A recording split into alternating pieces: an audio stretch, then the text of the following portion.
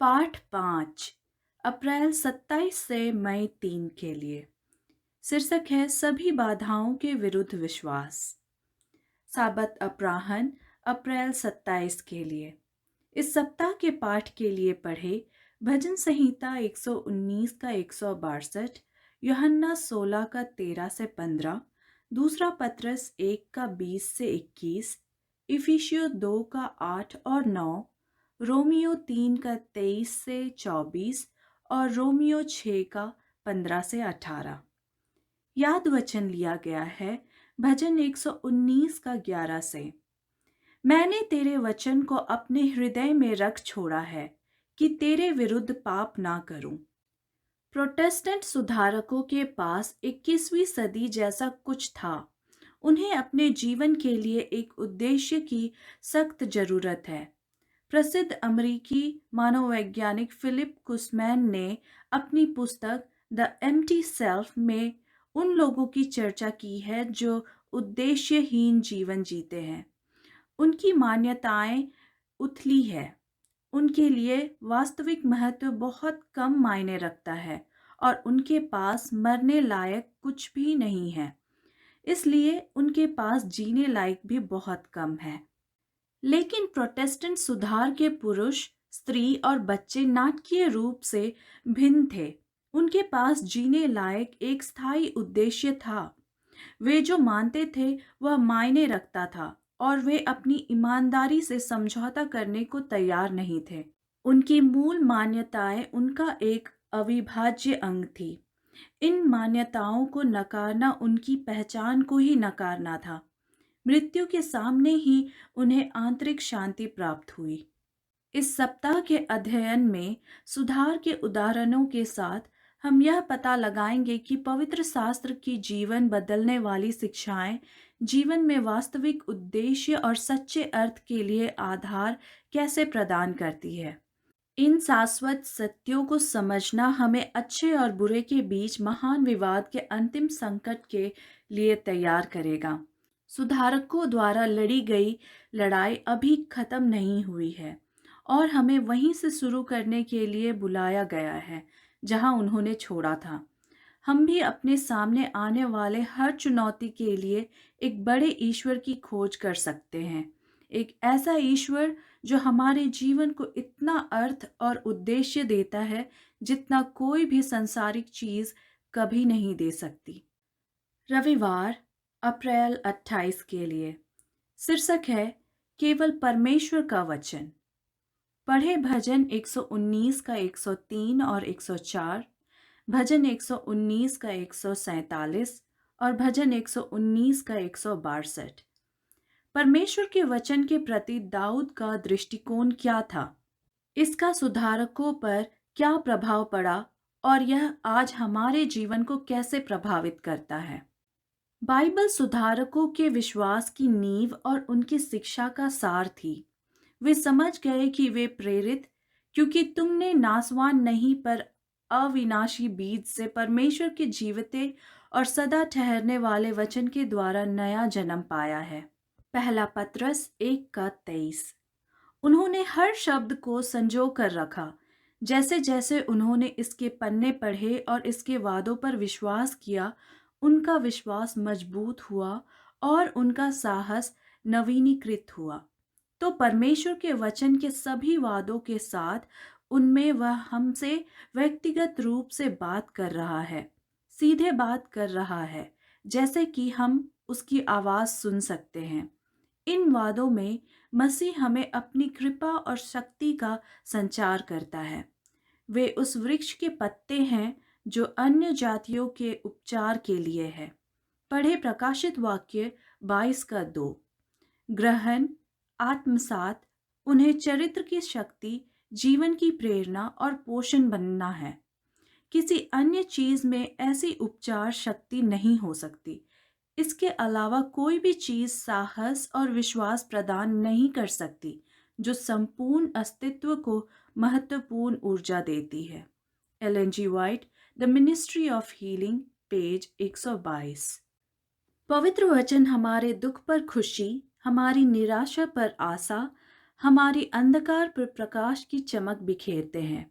वे हमारे भ्रम को दिशा देते हैं, हमारी उलझन में निश्चितता देते हैं, हमारी कमजोरी में शक्ति देते हैं और हमारी अज्ञानता में ज्ञान देते हैं। जब हम परमेश्वर के वचन पर ध्यान करते हैं और विश्वास के साथ उसके वादों पर भरोसा करते हैं, तो परमेश्वर की जीवन देने वाली शक्ति हमारे संपूर्ण अस्तित्व को शारीरिक, मानसिक, भावनात्मक और आध्यात्मिक रूप से सक्रिय कर देती है। सुधारकों ने अपने मन को पवित्र शास्त्र से संतृप्त किया। वे वचन के द्वारा जिए और उनमें से कई वचन के कारण मर गए। वे सती भक्तिपूर्ण जीवन वाले लापरवाह, आत्मसंतुष्ट, लापरवाह मसीही नहीं थे। वे जानते थे कि परमेश्वर के वचन की शक्ति के बिना वे अपने विरुद्ध खड़ी दुष्ट शक्तियों का सामना नहीं कर सकेंगे। जॉन विक्लिफ का जुनून बाइबल का अंग्रेजी भाषा में अनुवाद करना था, ताकि औसत व्यक्ति इसे पढ़ और समझ सके। क्योंकि वह गैर कानूनी था, उसके विश्वास के कारण उस पर मुकदमा चलाया गया। एक विधर्मी के रूप में उसकी निंदा की गई और उसे मौत की सजा दी गई। अपने मुकदमे में विक्लिफ ने एक गंभीर अपील की। सोचिए, आप किससे संघर्ष कर रहे हैं? कब्र के कगार पर एक बूढ़े आदमी के साथ नहीं, सत्य के साथ। सत्य जो आपसे अधिक मजबूत है और आप पर विजय प्राप्त करेगा। वाइली पुस्तक 2 अध्याय 13, Ellen G White the great controversy 90 पृष्ठ में से उद्धृत। विक्लिफ के मरते समय के शब्द पूरे हो गए, क्योंकि परमेश्वर की सच्चाई की रोशनी के मध्य युग के अंधेरे को दूर कर दिया। परीक्षा के समय में पवित्र वचनों ने किस प्रकार आपको संतावना दी है। सोमवार, अप्रैल 29 के लिए शीर्षक है परमेश्वर के वचन को आगे बढ़ाना। पढ़े 2 कुरिन्थियों 4 का 1 से 6 और 2 कुरिन्थियों 2 का 14। परमेश्वर के वचन की सच्चाई का प्रचार करने में चुनौतियों का सामना करने के बावजूद पौलुस के आत्मविश्वास के बारे में ये अंश हमें क्या बताते हैं। प्रेरित पौलुस को सुसमाचार फैलाने के अपने कार्य में भारी बाधाओं का सामना करना पड़ा। फिर भी उसे विश्वास था कि परमेश्वर का वचन अंततः विजयी होगा, क्योंकि जैसा कि उसने कहा था, क्योंकि हम सत्य के विरोध में कुछ नहीं कर सकते, पर सत्य के लिए ही कर सकते हैं। 2 कुरिन्थियों 13 का 8। सुधारकों को भी इसी तरह की परीक्षाओं का सामना करना पड़ा। फिर भी विश्वास के द्वारा वे परमेश्वर के वचन के प्रति वफादार रहे। भारी बाधाओं का सामना करने में साहस का एक उदाहरण विलियम टिंडेल है। टिंडेल की सबसे बड़ी इच्छा इंग्लैंड को बाइबल का सटीक पाठनीय अनुवाद देना था।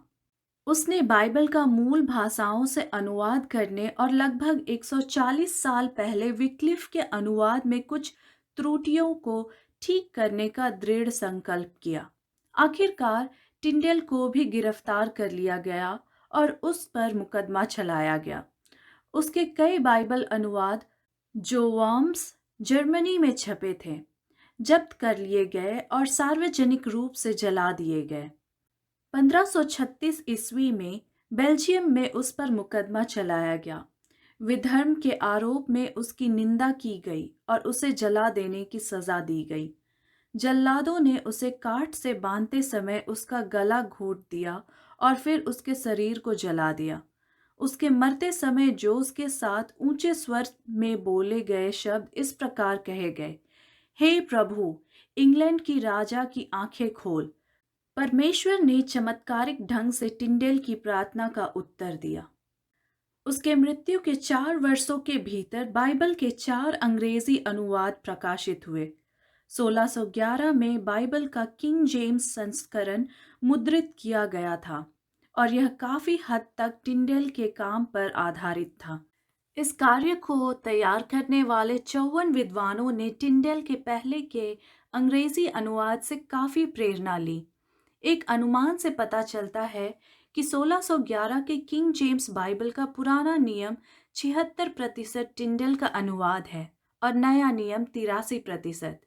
2011 में बाइबल के किंग जेम्स संस्करण ने 1 अरब बाइबल प्रिंट करने का मील का पत्थर पार करके अपनी 400वीं वर्षगांठ मनाई। किंग जेम्स संस्करण ने दुनिया भर में लाखों लोगों को प्रभावित किया है। विलियम टिंडेल का बलिदान इसके लायक था। इससे कोई फर्क नहीं पड़ता कि यह कितना कठिन लग रहा था या परिस्थितियां कितनी चुनौतीपूर्ण थी। टिंडेल और उनके बाइबल विश्वास वाले सहयोगियों को भरोसा था कि परमेश्वर अपनी इच्छा के अनुसार सब कुछ कर रहा था। टिंडेल के जीवन ने अनंत काल के लिए बदलाव ला दिया। दानियल 12 का 3 और प्रकाशित वाक्य 14 का 13 पढ़ें। ये पाठ टिंडल के जीवन पर प्रभावशाली तरीके से कैसे लागू होते हैं। अब अपने स्वयं के जीवन और दूसरों पर आपके प्रभाव के बारे में सोचें। ये पाठ आपको अनंत काल तक दूसरों को प्रभावित करने के अवसर के संबंध में क्या प्रोत्साहन देते हैं। मंगलवार, अप्रैल 30 के लिए शीर्षक है आत्मा से प्रबुद्ध। एक दिन यूनिवर्सिटी लाइब्रेरी में पढ़ाई के दौरान मार्टिन लूथर के जीवन में एक महत्वपूर्ण मोड़ आया। उसने बाइबल की एक लैटिन प्रति की खोज की। उससे पहले कभी नहीं पता था कि इस तरह की कोई किताब भी अस्तित्व में है।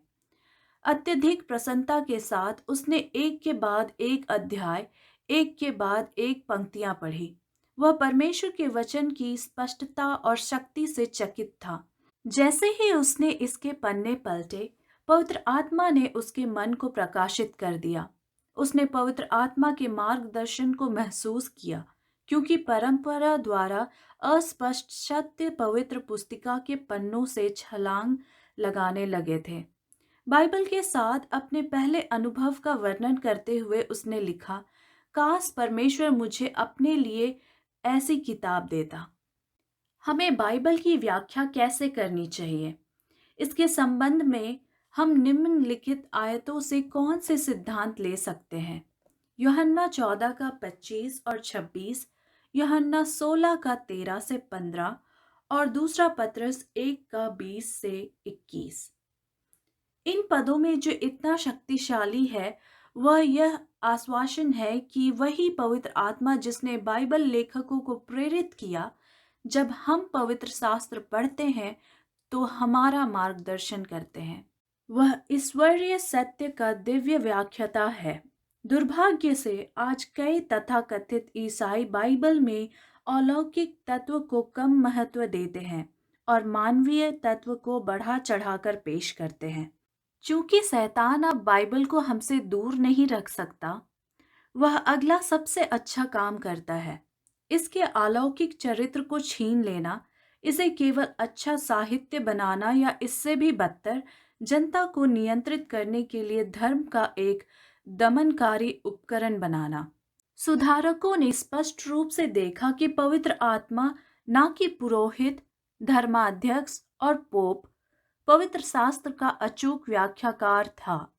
स्कॉटिश सुधारक जॉन नॉक्स और स्कॉट्स की रानी मैरी के बीच एक दिलचस्प बातचीत दर्ज की गई है। मैरी ने कहा, तुम पवित्र शास्त्र की व्याख्या एक तरीके से करते हो और वे यानी कि रोमन कैथोलिक शिक्षक दूसरे तरीके से व्याख्या करते हैं। मैं किस पर विश्वास करूं और कौन न्यायाधीश होगा?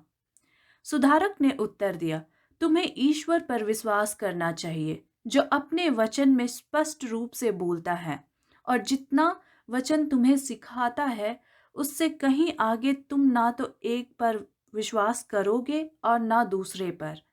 परमेश्वर का वचन अपने आप में स्पष्ट है और यदि एक स्थान पर कोई अस्पष्टता दिखाई देती है तो पवित्र आत्मा, जो कभी भी स्वयं के विपरीत नहीं होती है, उसे अन्य स्थानों पर अधिक स्पष्ट रूप से समझाती है ताकि कोई संदेह ना रह जाए। लेकिन जो हठपूर्वक अज्ञानी बना रहे वह नाश का कारण होगा। David Laing, the collected works of John Knox, volume 2, पृष्ठ 281-284। Ellen G White, the great controversy, पृष्ठ 251 में से उद्धृत। बुधवार, मई 1 के लिए शीर्षक है केवल मसीह। केवल अनुग्रह। पढ़े इफिसियो 2 का 8 और 9, रोमियो 3 का 23 और 24, रोमियो 6 का 23 और रोमियो 5 का 8 से 10। ये पद उद्धार की योजना के बारे में क्या सिखाते हैं? परमेश्वर ने उपहार के रूप में उद्धार प्रदान किया है। उसकी पवित्र आत्मा हमें विश्वास के द्वारा उस चीज को स्वीकार करने के लिए प्रेरित करती है जिसे मसीह ने कलवरी के क्रूस पर अपनी मृत्यु के द्वारा इतनी आसानी से प्रदान किया है। यीशु परमेश्वर के दिव्य पुत्र ने हमारे पापों का प्रायश्चित करने के लिए अपना संपूर्ण जीवन अर्पित किया। ईश्वरीय न्यायपूर्ण आज्ञाकारिता की मांग करता है। मसीह का प्रसिद्ध जीवन हमारे अपूर्ण जीवन के स्थान पर खड़ा है। जिस ईश्वरीय नियम को हमने तोड़ा है वह हमें अनंत मृत्यु की ओर ले जाता है। बाइबल स्पष्ट है, अपने पापपूर्ण चुनावों के द्वारा हम अपने जीवन के लिए परमेश्वर के आदर्श से कम पड़ गए। हमने पाप किया है। अपने ऊपर छोड़ दिए जाने पर हम पवित्र परमेश्वर की उचित धार्मिक मांगों को पूरा नहीं कर सकते। परिणाम स्वरूप हम अनंत मृत्यु के पात्र हैं। लेकिन वहां अच्छी खबर है। प्रेरित पौलुस हमें आश्वासन देता है, क्योंकि पाप की मजदूरी तो मृत्यु है, परंतु परमेश्वर का वरदान हमारे प्रभु मसीह यीशु में अनंत जीवन है। रोमियो 6 का 23। यह एक उपहार है, अवांछनीय। यदि यह कर्मों से होता तो हम इसे अर्जित करते, और यदि कोई एक सत्य है जो सुसमाचार से चमकता है तो वह यह है कि हम उद्धार अर्जित नहीं कर सकते। मार्टिन लूथर और प्रोटेस्टेंट सुधारकों ने यीशु और यीशु मसीह को ही अपने उद्धार के स्रोत के रूप में खोजा। यह तब था जब लूथर ने मसीह के उद्धार कृपा के संदेश का प्रचार करना शुरू किया। उसके हृदय स्पर्शी जीवन बदल देने वाले संदेशों को सुनने के लिए भीड़ उमड़ पड़ी। उसके शब्द उसके जीवन के बंजर रेगिस्तान में ठंडे पानी के पेय की तरह थे। लोगों को मध्ययुगीन कलीसिया की परंपराओं से जकड़ दिया गया था और सदियों पुराने अनुष्ठानों के बंधन में रखा गया था, जो कोई आध्यात्मिक जीवन प्रदान नहीं करते थे। लूथर की बाइबल संदेशों ने दिलों को छू लिया और जीवन बदल गया। जैसे ही लूथर ने नया नियम पढ़ा, वह परमेश्वर की भलाई से अभिभूत हो गया। वह समस्त मानवता को बचाने की परमेश्वर की इच्छा से आश्चर्यचकित था। उस समय कलीसिया के अगुवाओं द्वारा सिखाया गया लोकप्रिय दृष्टिकोण उद्धार को आंशिक रूप से मानवीय कार्य और आंशिक रूप से परमेश्वर का कार्य माना जाता था। लूथर ने पाया कि क्रूस पर यीशु मसीह की मृत्यु पूरी मानवता के लिए पर्याप्त थी। मसीह के साथ वैसा व्यवहार किया गया जिसके हम हकदार थे, ताकि हमारे साथ वैसा व्यवहार किया जा सके जिसके वह हकदार था। वह हमारे पापों के लिए दोषी ठहराया गया, जिसमें उसका कोई हिस्सा नहीं था, ताकि हम उसकी धार्मिकता के द्वारा धर्मी ठहरे, जिसमें हमारा कोई हिस्सा नहीं था। उसने वह मृत्यु सही जो हमारी थी, ताकि हम जीवन प्राप्त कर सके जो उसका था। Ellen G White, the desire of ages, priest 25। सुसमाचार का कितना शक्तिशाली और अद्भुत लिखित सारांश कि हम उस धार्मिकता के द्वारा न्याय संगत हो सकते हैं जिसमें हमारा कोई हिस्सा नहीं था। क्या ही वादा है! यदि उद्धार मसीह में परमेश्वर का कार्य है तो हमारे अच्छे कार्य मसीही जीवन में क्या भूमिका निभाते हैं? हम अपने अनुभव में उन्हें अपनी आशा की नींव बनाए बिना अच्छे कार्यों के महत्व की पुष्टि कैसे कर सकते हैं? बृहस्पतिवार, मई 2 के लिए शीर्षक है आज्ञाकारिता, विश्वास का फल। पढ़े रोमियो 3 का 27 से 31, रोमियो 6 का 15 से 18 और रोमियो 8 का 1 और 2। ये पद हमें केवल मसीह की धार्मिकता के द्वारा उद्धार के बारे में क्या सिखाते हैं? लूथर के दिनों में मसीही कलीसिया में एक नई हवा बह रही थी। हजारों लोगों को अपने पापी स्वभाव से दूर होकर यीशु की ओर देखने की शिक्षा दी गई। इसमें कोई संदेह नहीं कि इन लोगों ने स्वयं को और वे स्वयं जैसे थे, केवल उन्हें हतोत्साहित करने वाली चीजें ही दिखी। आज किस आस्तिक को वैसा अनुभव नहीं है? इसीलिए हमें इसके बजाय यीशु की ओर देखने की आवश्यकता है। परमेश्वर की कृपा हमें बदल देती है। एक दिन जॉन वेस्ले ने लंदन में मोरावियन बैठक में भाग लिया। जब वेस्ली ने रोमनों के बारे में लूथर का परिचय पढ़ा तो वह चकित रह गया। अपने जीवन में पहली बार उसे सुसमाचार समझ में आने लगा। उसके भीतर कुछ हलचल हुई और उसे इस मसीह के प्रति अजीब तरह से आकर्षित महसूस हुआ, जिसने उसके लिए अपना जीवन दे दिया था।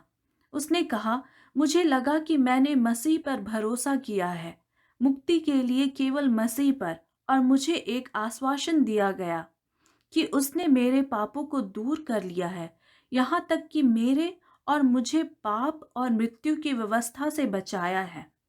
John Whitehead, the life of the Reverend John Wesley MA, London Stephen Couchman 1793, page 331। पढ़े पहला पत्रस 2 का 2, दूसरा पत्रस 3 का 18, कुलूसियो 1 का 10 और इफिसियो 4 का 18 से 24। ये अनुच्छेद मसीही जीवन के बारे में कौन से महत्वपूर्ण सत्य प्रकट करते हैं? सुधारकों ने अधिक सत्य की खोज के लिए व्यवस्थित रूप से शब्द का अध्ययन किया। ना तो यथास्थिति से संतुष्ट थे, ना ही कम या कोई विकास के साथ एक कठोर धार्मिक अनुभव से। वे लगातार मसीह को बेहतर तरीके से जानने के लिए उत्सुक थे। मध्य युग में कई बाइबल विश्वास करने वाले मसीहियों ने अपनी प्रतिबद्धता के लिए बहुत अधिक कीमत चुकाई। उन्हें प्रताड़ित किया गया, कैद किया गया, निर्वासित किया गया और मार डाला गया। उनकी संपत्तियों को जब्त कर लिया गया, उनके घरों को जला दिया गया, उनकी जमीनों को तबाह कर दिया गया और उनके परिवार पर अत्याचार किया गया। जब उन्हें उनके घरों से निकाला गया तो उन्होंने एक ऐसे शहर की तलाश की जिसका रचयिता और बनाने वाला परमेश्वर है। इब्रानियों 11 का 10। जब उन पर अत्याचार किया गया तो उन्होंने अपने उत्पीड़कों को आशीर्वाद दिया, और जब वे अंधेरी नम काल कोठरियों में सड़ने लगे तो उन्होंने ईश्वर के उज्जवल कल के वादे का दावा किया। हालांकि उनके शरीर कैद थे, फिर भी वे आज़ाद थे, मसीह में आज़ाद, उनके वचन की सच्चाइयों में आज़ाद, उनके शीघ्र लौटने की आशा में आज़ाद। जब आप स्वयं की ओर देखते हैं तो आपके पास उद्धार की क्या आशा है? शुक्रवार, मई 3 के लिए अतिरिक्त अध्ययन। परमेश्वर के वफादार सेवक अकेले मेहनत नहीं कर रहे थे, जबकि रियासतों और शक्तियों और ऊंचे स्थानों पर दुष्ट आत्माओं को उनके विरुद्ध संगठित किया गया था। प्रभु ने अपने लोगों को नहीं छोड़ा। यदि उनकी आंखें खुल जाती तो वे ईश्वरीय उपस्थिति और सहायता के उल्लेखनीय प्रमाण के रूप में देखते, जैसा कि पुराने भविष्यवक्ता को दी गई थी। जब एलिसा के नौकर ने अपने स्वामी को चारों ओर से घिरी हुई शत्रु सेना की ओर इशारा किया और बचकर भागने के सभी अवसरों को निस्सहाय समझा, तो भविष्यवक्ता ने प्रार्थना की, हे प्रभु, मैं तुझसे प्रार्थना करता हूँ, इसकी आंखें खोल दे ताकि वह देख सके। दूसरा राजा 6 का 17। और देखो, पहाड़ रथों और अग्निमय घोड़ों से भरा हुआ था। स्वर्ग की सेना परमेश्वर के लोगों की रक्षा के लिए तैनात थी।